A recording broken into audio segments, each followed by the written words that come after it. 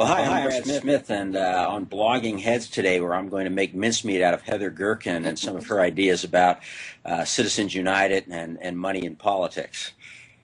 I'm Heather Gerken. I'm a professor at Yale Law School. I teach election law and con law, and I'm actually really looking forward to doing this. I was in the Obama boiler room 2 days ago, which means I have not slept at all. But we actually all talked about how much we like Brad and admire Brad, even though he's occasionally wrong about campaign finance. And so it's nice to be doing this with him. Yeah, I should probably say, I'm also a law professor. I've even got my school mug here, Capital University in Columbus, Ohio. I was smart enough to avoid any kind of war room, so I'll be fresher. And anyway, we should probably start talking about money in politics. People don't want to hear all this boring chit-chat. What lessons would you take from it, Heather? Yeah, I feel like the lesson from 2008 was that it was the first time I've ever seen a ground game really work. The Obama campaign got outraised on the private money front, even though it did a lot of raising of party money, and it really made a bet that the way to beat that was to run a ground game, and no one's ever won a ground game at the presidential level. It's just unheard of, and yet watching the operations, the ground game beat out the air game, and it ended up working. Although I should say the ground game costs money too, so don't think that because there's money involved in running ads that it doesn't involve huge amount of resources. Well, let me see if there's one thing we agree on, and I don't know how much we do, but that the amount of money isn't the problem per se. If there's a problem, it's how it's raised and what people have to do to raise it and what effect that has. Would you agree with that statement?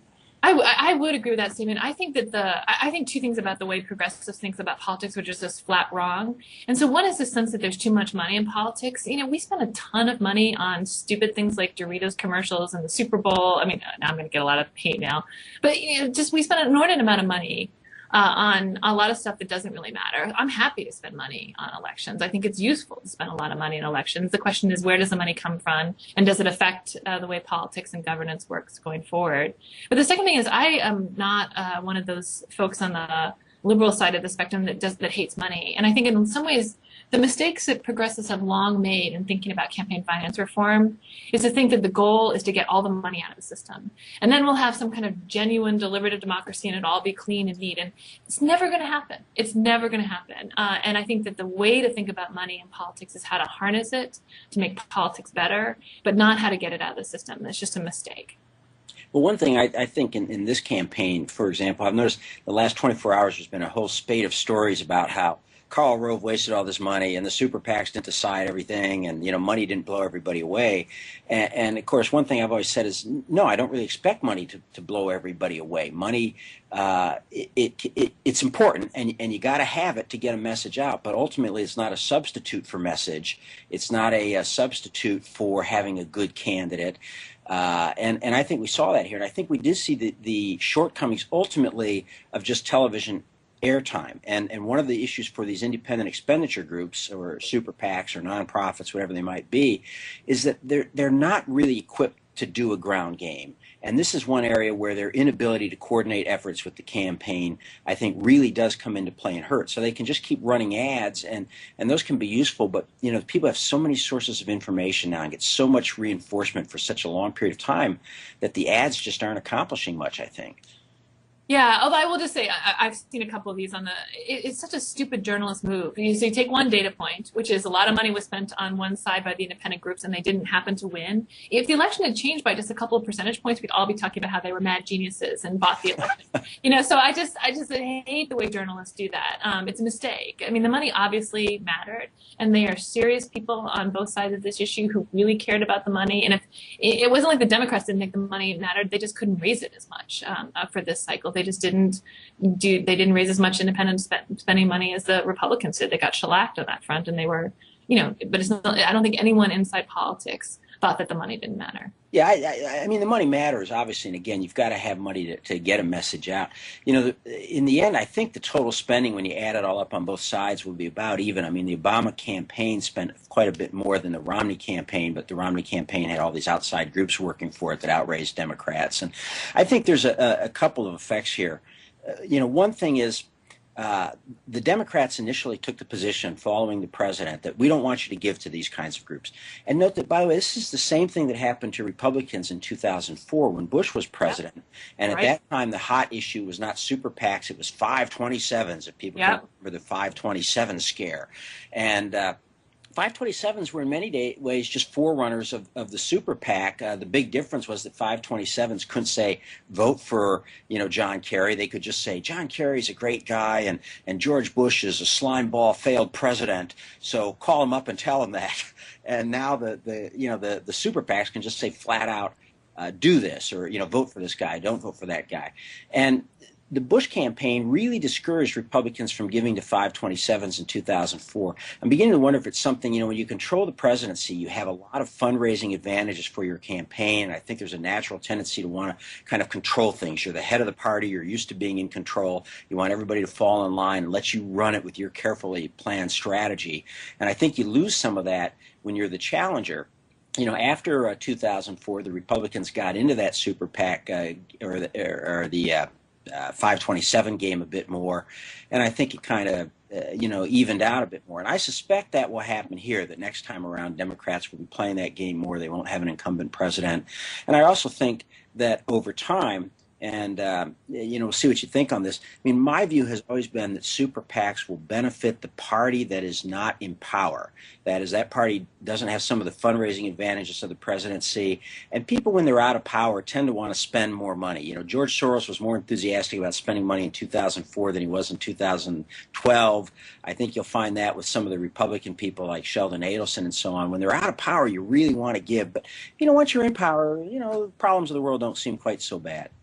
Yeah, I think that's absolutely right. I also think the Democrats, I think the Democrats' view was that they made a mistake in not, I shouldn't say this as if I'm the person who's a spokesperson, but I think that the people who really care about politics and looked at the Republican advantage on the independent spending realized that the super PACs basically let you have your cake and eat it too. So you can do all the fundraising you want inside the party, you can do party building inside the party, and then you have these super PACs which are like shadow parties. And I think, Brad, I don't know if you remember this, but I remember in 2008 a lot of people thought that the incumbents were going to want to push back on the independent spending because they couldn't control it. And so the worry was, some crazy billionaire comes in and runs an ad and steps on your message, and therefore it's all going to be a problem and the incumbents will want to control it. But now the incumbents have control over it because it's their guys who are running it. So for both parties, you have the people who ran the campaign last time running the super PAC. They're tightly integrated in almost every way. They're using each other's ad clips. They're running sometimes the same ads. They're using film. They're making appearances with one another. Even though there are coordination rules, those rules are so weak that now you basically have a big fundraising arm, which allows you to raise a ton of money, and you can do your party building stuff. And so if I were an incumbent, I would think, what's wrong with this picture? Now I get both the advantages of both things. But I agree with you. The money comes from the people who are out because they want to be in. Well, I think that, from my perspective here, I think super PACs have generally been a good thing. And not just super PACs. For people who don't follow this at all, we probably should have done more groundwork of things. Super PACs are like regular PACs. They take money in. They have to disclose all their donors, all their disbursements. The big difference is they can't give money to candidate campaigns. They can spend it only independently. And because they're only doing independent spending, they can raise and spend as much money as they want. That's the big difference, whereas a traditional PAC has limits on how much people can give to it, and then it can give money directly to candidates. And then the other big players now in the campaigns are nonprofit groups organized under Section C4 or C6 of the tax code. And these groups, C6 are trade associations, C5s are unions, and C4s are nonprofits. And these groups can run advertisements. It can't be their primary purpose for being in business. Nobody quite knows what that means, but obviously they have to spend more money, or at least an awful lot of money, on other things. So it's kind of, if you were just giving money to a C4 to try to directly affect politics, you'd essentially have a tax on that, in the sense that you could only, the C4 could only actually spend about half of what you gave it on politics, probably something less than that. So those are your couple of basic frameworks. I think they've been good for politics. They are a result of the Citizens United case, and also of a case on which I was co-counsel called SpeechNow.org versus FEC. Our argument was that if George Soros can spend $10 million and Peter Lewis can spend $10 million, how come it is that at the moment the two of them sit down at a table and say, let's coordinate our efforts, they can only spend $5,000 apiece? Obviously, others are going to disagree, and you might disagree, but I would say that in this election, we had, as we did in 2010, more competition, more competitive seats. Candidates like Rick Santorum and Newt Gingrich were able to keep their campaign going. Their supporters got their message heard by more people. They didn't win, but they got heard, and they forced the debate. And I think that was a good thing. And I think it's very hard to argue this year that there were many races left on the table because people couldn't raise the money to compete. I remember in 2006, some of my Democratic lawyer friends were saying, as much as we gained ground, we left a lot of races on the table because we just couldn't raise enough money to make them competitive, and they would have been out there. So I think it's been a good thing to have this. What do you think? So I'll tell you, I feel differently about the super PACs and the C4s, but I would rather see the money inside the party rather than outside the party. So it's not a distaste about the money part of it, but the one thing about having it inside the party is, first, I think it's just good for party building, which is what really matters in terms of getting people to participate and turn out. And I hate to imagine a world where there's sort of an elite group of all the money people who are sort of setting the message and running the ads, and then there are the my favorite people in the world, which is the party faithful. The people who are doing the ground war. I want to see them in the same under the same umbrella in the same institution. I don't like to see this split where you have kind of the elite money politics in one part of the party, and then that's cabined off from the people who are actually, the heart. I think that the party faithful are the heart and soul of the parties, and they're the ones that I'd like to see. I don't want to see them in some shell organization that just does GOTV. The other thing I'll just say about the C4s and C6s, the super PACs at least have disclosure rules, but the C4s and C6s have no disclosure right now.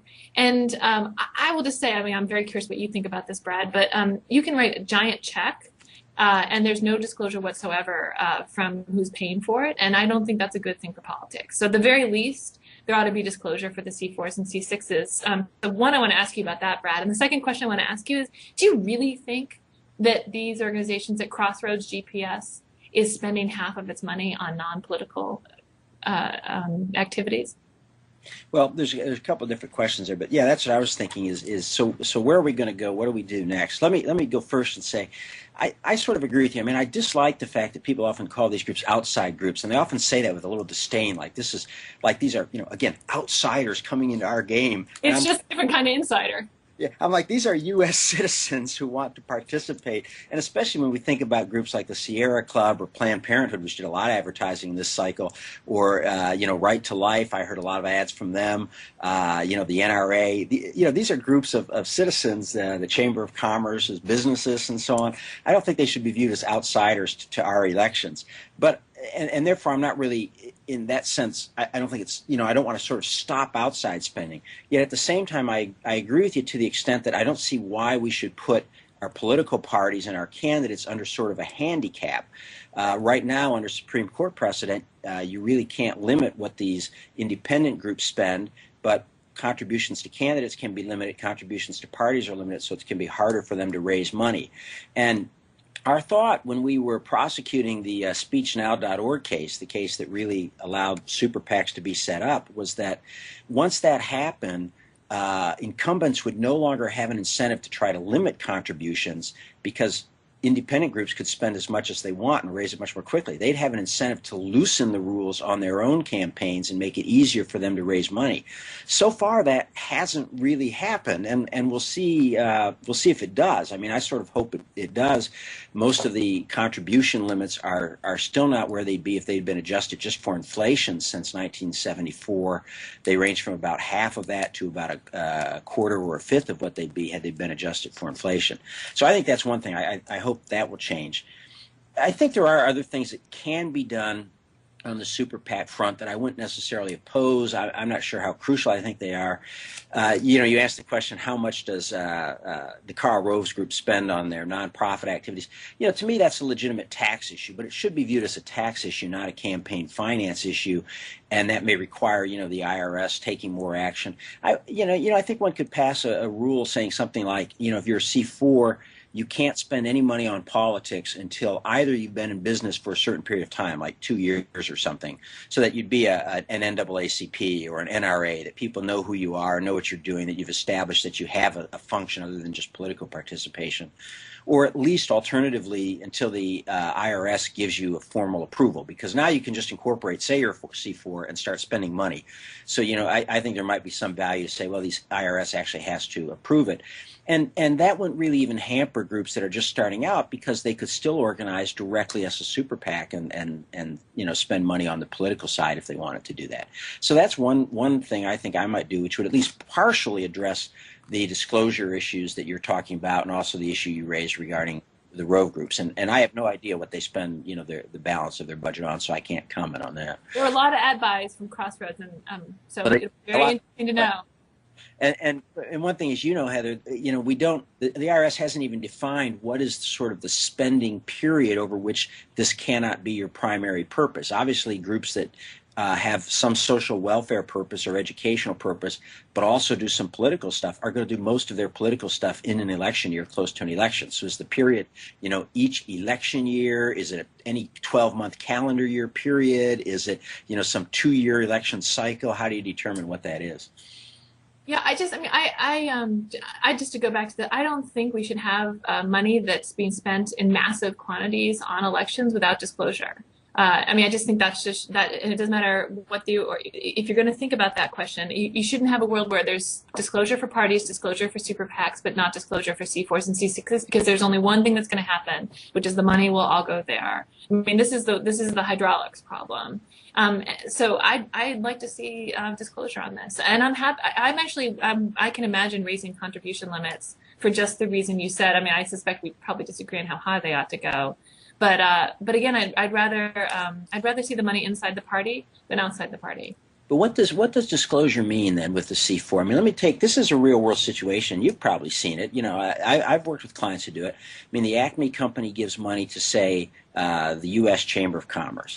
And the U.S. Chamber of Commerce then says, well, we'll give some money to State Chamber of Commerce to help them get involved. We'll match what they raise. So State Chamber raises some money. U.S. Chamber sends them a check. Then the State Chamber sends a bunch of money to some other group, the State Business Alliance or something like that, which maybe includes other, business trade groups and so on. And then they spend money in an election. So what is it that has to be reported? If we, typically almost every state, the C4 that's spending the money has to report that they've spent the money, and they may have to report who their donors are, but their donors just going to show up as being, the state chamber. And then if we ask the state chamber, well, who's your donor, it's just going to show up as being, or at least part of it's going to show up as just being the U.S. chamber. How far back up the chain do we want to go? These candidates or these companies have given up control of the money, these donors. They may not even agree with particular candidates or racists involved. I think that's what some have called, our friend, I think our mutual friend Joe Birkenstock calls it, the Russian nesting doll problem. Yes. And, how would you try to get around that? Yeah, it's it is no question a hard regulatory problem. On the other hand, we've dealt with shell organizations and trying to evade campaign finance rules for a long time. So, for example, one of the things just very simple is if you're going to give money to the Chamber of Commerce and it's going to go to advertising, it needs to be allocated as such, and you need to acknowledge that in advance. That's not that hard to do. It's a very simple accounting rule, but that's a way a lot of people get around this stuff, right? They just give it to the Chamber and let the Chamber run whatever ads they want, as if they didn't have any idea that the Chamber actually might be running ads that are going to be extremely helpful for their business interests. So states have rules where you have to tell what it's for and allocate it accordingly. There's no reason we can't do that. These groups, I know these groups swish a lot of money around right now, and because they don't need to keep track of it, but we know how to keep track of money. We do this in other contexts, and other organizations have figured out how to divide this stuff. Well, let me ask you another question then. Okay, so back in the 50s and through the 60s, we had a whole bunch of decisions, mainly, not entirely, but mainly involving civil rights groups, right, in which those groups wanted to keep their donor list and their membership list private, in part because they feared both public and private harassment of those donors that would dry up their funds, right?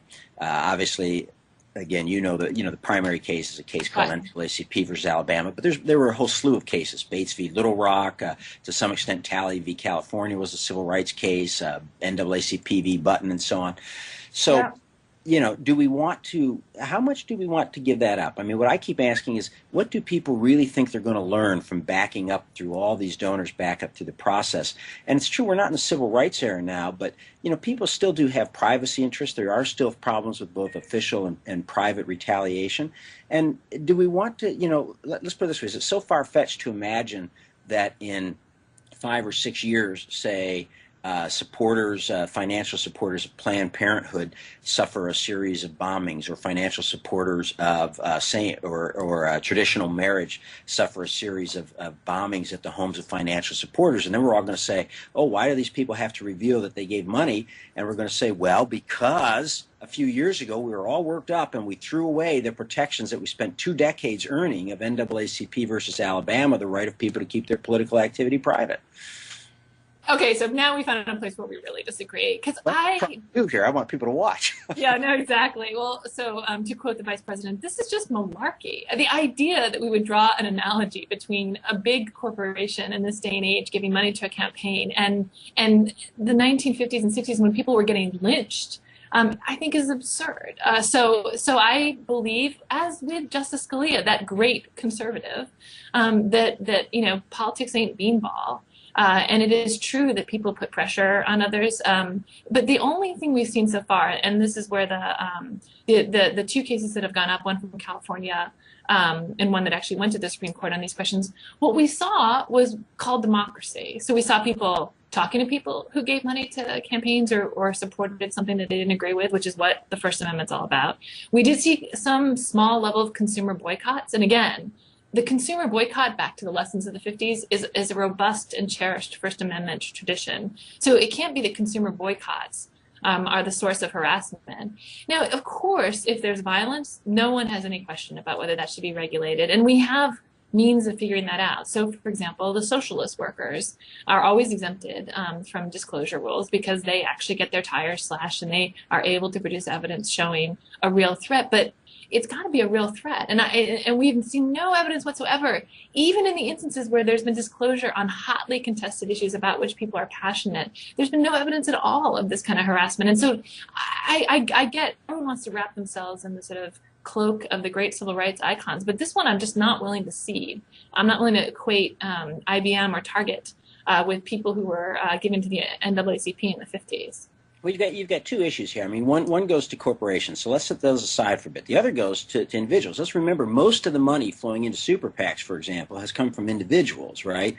So individuals are given this money. Obviously, they're pretty wealthy individuals, but they are individuals.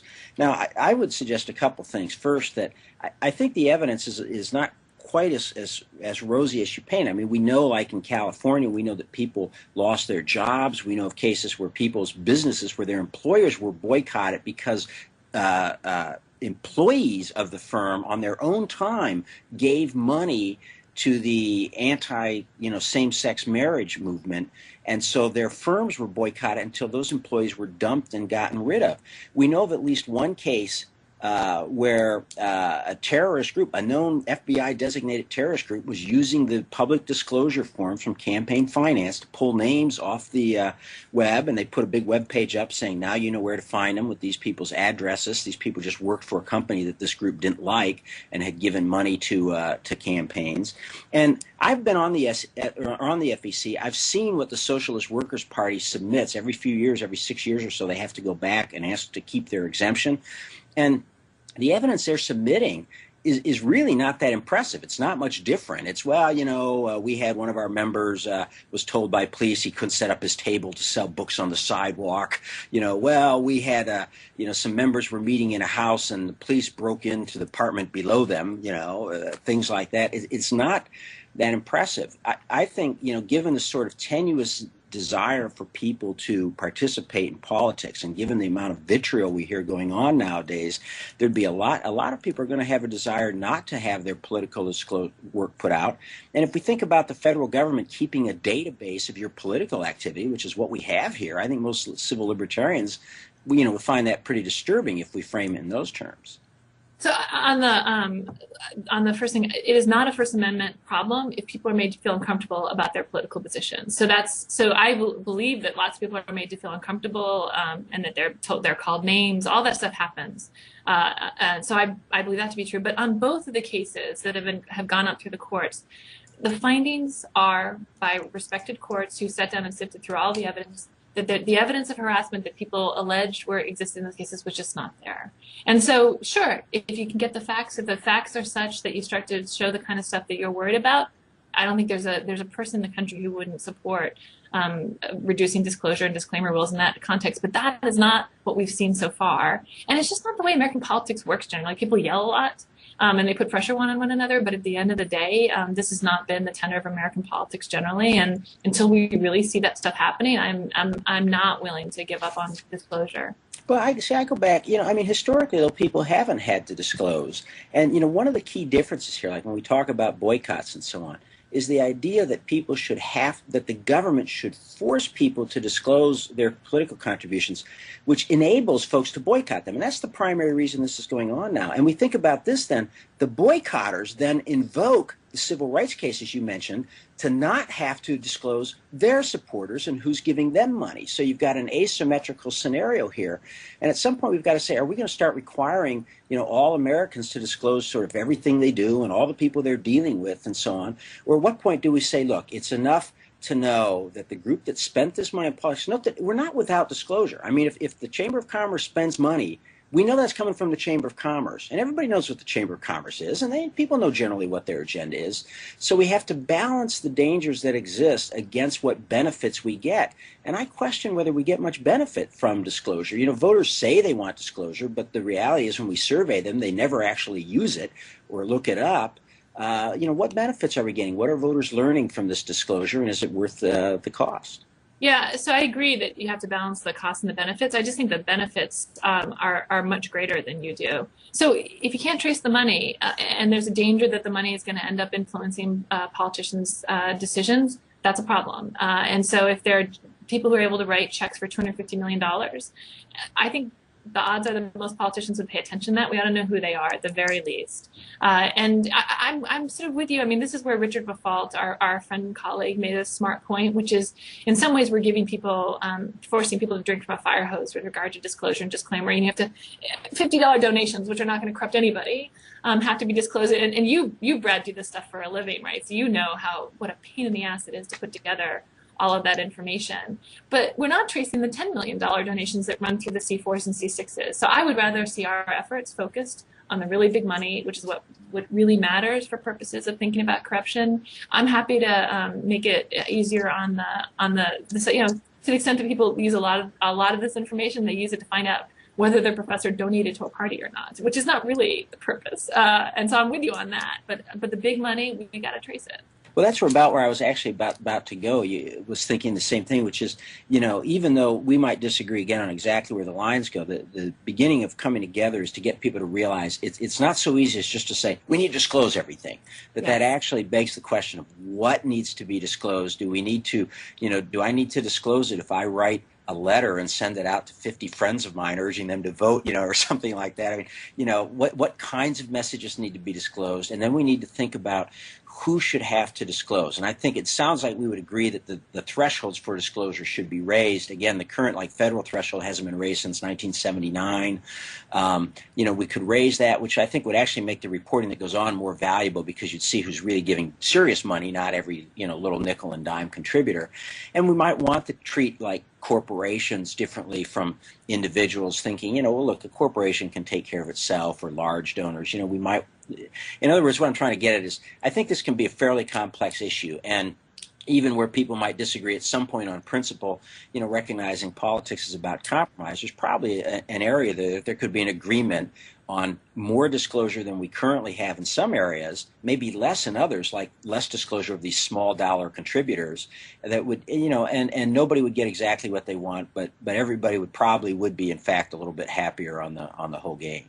Yeah, and this is where I blame both the left and the right. So I'll blame the right on this one, which is that it used to be that when McCain-Feingold was passed, every Republican said, if we just had disclosure and disclaimer, we wouldn't need any of this. They were on the record on this question. Now the entire Republican Congress is against disclosures and disclaimers, which seems silly, right? So your guys ought to be helpful on this front. Meanwhile, the left has this absolutely crazy view that the more information, the better in all circumstances, not even thinking about, actually, you need information that's in a useful form that matters for what you're doing. So I think there is a lot of room for compromise for the Sensible Center if they can just shake off both the right and the left's kind of knee-jerk reactions on these questions.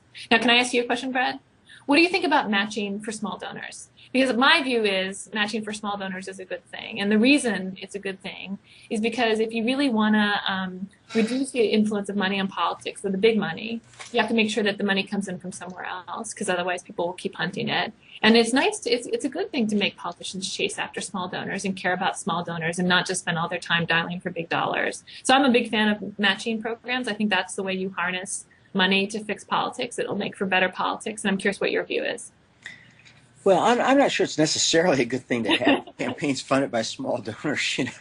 A lot of the best small donors you were invoking just a few minutes ago. Well, a lot of the best candidates at raising small dollar donations have been candidates who, I don't want to say they're out of the mainstream or anything, but they're sort of on the edges of the mainstream. I mean, Barry Goldwater is very good at it. George McGovern was very good at it for his time. You start moving up to the ages. Oliver North and Pat Buchanan were very good at it. Howard Dean was very good at it. Oftentimes we find that the candidates who can raise small dollar donations the best, are Michelle Bachmann. Barack Obama. I didn't, because Barack Obama, I think, would fit in as a bit more of a mainstream figure there. But a lot of the candidates do. In other words, I don't think that just saying, well, I raise most of my money from small dollars necessarily makes you more of a mainstream or popular candidate than somebody else. I also think it's very important that candidates have the ability to get big contributions to get campaigns going. Now, if you're just talking about supplementing that, I become more open to it, than if you're talking about trying again to make it harder for people to get the money they need to start their campaign. I think it should be much easier to raise the money to start a campaign. If you had to start a business and nobody give you more than a couple $1,000, you'd never get new businesses started. Sometimes you need somebody to be able to give you some larger amounts of money. The other thing that I've been more in favor of the idea of just tax credits. We used to have a tax credit for political contributions that would amount to, in today's dollars, about $350 for a joint return, and I think that kind of thing is probably good. I prefer it to matching funds because I just think the government should really stay out of the business of dispersing money to candidates. When the government starts doing, inevitably it starts putting strings on what people can do. The reason we have this stupid I'm Brad Smith and I approve this message on every ad now is because the government put that on there. The stick or the carrot, if you will, was to say, we'll guarantee you, we'll force broadcasters to give you a lower ad rate if you say that. And it's very clear from the record that incumbents wanted that on there because they thought there would be less negative campaigning. Well, they were wrong about that.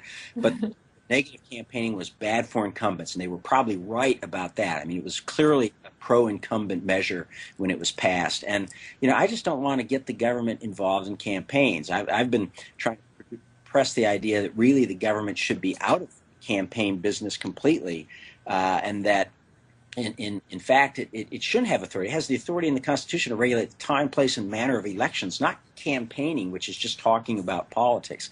So I don't want the government be open at least to tax credits like we used to have in the code, not only because it gets more money, small dollars, into campaigns, but mainly because it sends the message to people that it's good to participate in politics. And I think too many of our citizens have gotten the message that it's bad to participate in politics. Yeah, though if I may tease you just a little bit, you were worried about challengers. And if you worry about challengers, public finance isn't such a bad way to help out the challenger. So it's true that they can get money from private sources, but also public financing is very helpful for challengers, or at least we think it is. So what about the challengers? Should they get public money? Well, I'm not sure it is that beneficial, primarily because it usually comes with some kind of effort to limit the amount that people can spend, and that limitation is usually put at a level that benefits incumbents. I mean, there's pretty good evidence that, challengers will benefit from higher spending, at least to some point, that at very low levels of spending, incumbents benefit. So I'm not sure it benefits challengers, and I don't think the evidence from the states that have tried it, Arizona and Maine, terribly supports that, or that it changes your group a lot. But if you didn't couple it with limitations on, try to couple it all the time with limitations on spending and so on, then it doesn't, so to speak, terribly offend my values if we were to say we're just going to have subsidies. And that's long been the ACLU's position, is that we should not put limits on what people can give to campaigns or spend, but we should offer public subsidies which will allow more people to get into the game. And, again, that might not be my preferred solution, but if that's where we ended up going, to get certain other things, that's the kind of trade-off I'd be willing to make. Yeah, I mean, I understand the worry about government, because it means also that incumbents are regulating themselves, and they almost always have an impulse to do it in a self-interested fashion. Sometimes their self-interest aligns with the American people, and sometimes it doesn't. But but the stakes are so high. I mean, to have a completely non-regulated elections process, I have to say we've seen that before, and it didn't work so well. The Wild West of campaign finance leads to a great deal of corruption. So I don't mind that we actually have some law on the books and some government regulation. I don't see how you get around that problem.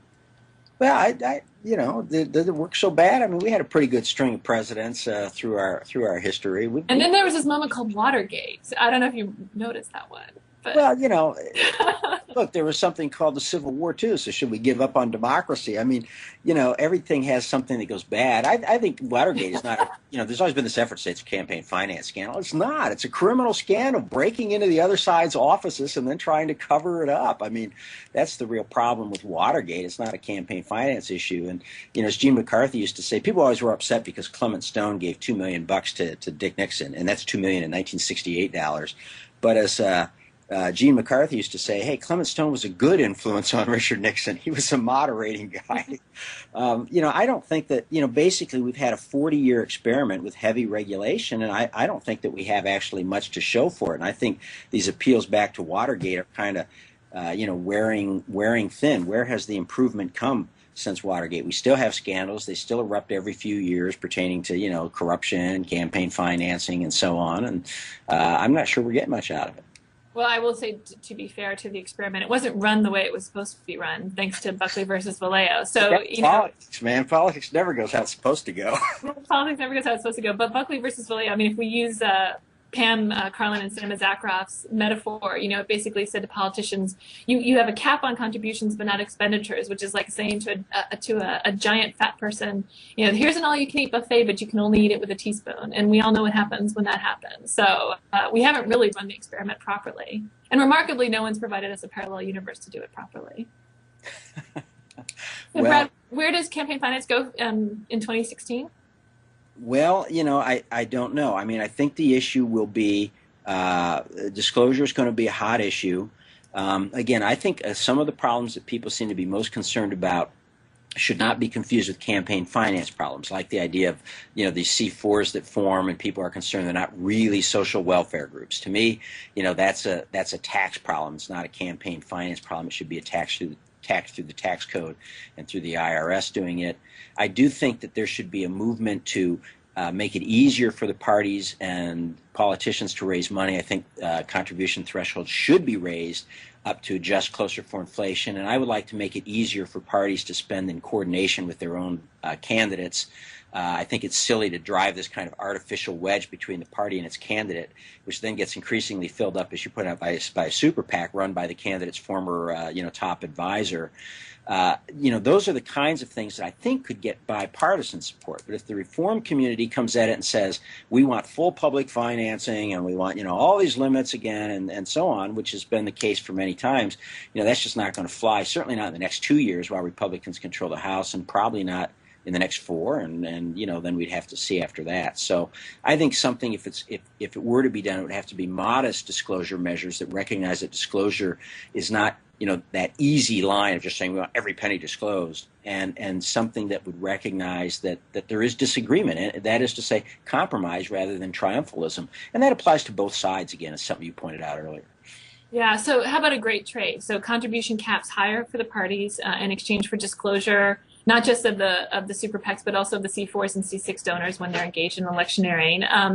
But here's my question. So I get that you're worried about the coordination rules for parties and their candidates. That's a line of decisions that a lot of people don't like. But how about the coordination rules for the so-called independent organizations and the parties? I mean, Stephen Colbert has been brilliant on this front in showing just how much coordination of the sort that everyday people would call coordination doesn't constitute coordination under the existing rules. And it's my view, actually, that in the last 50 years, no one has done more for campaign finance reform than Stephen Colbert, other than Richard Nixon. So what about the coordination rules for the independent group? A couple of things. First, Colbert has done some stuff I really like, stuff I've shown in my election law classes and so on.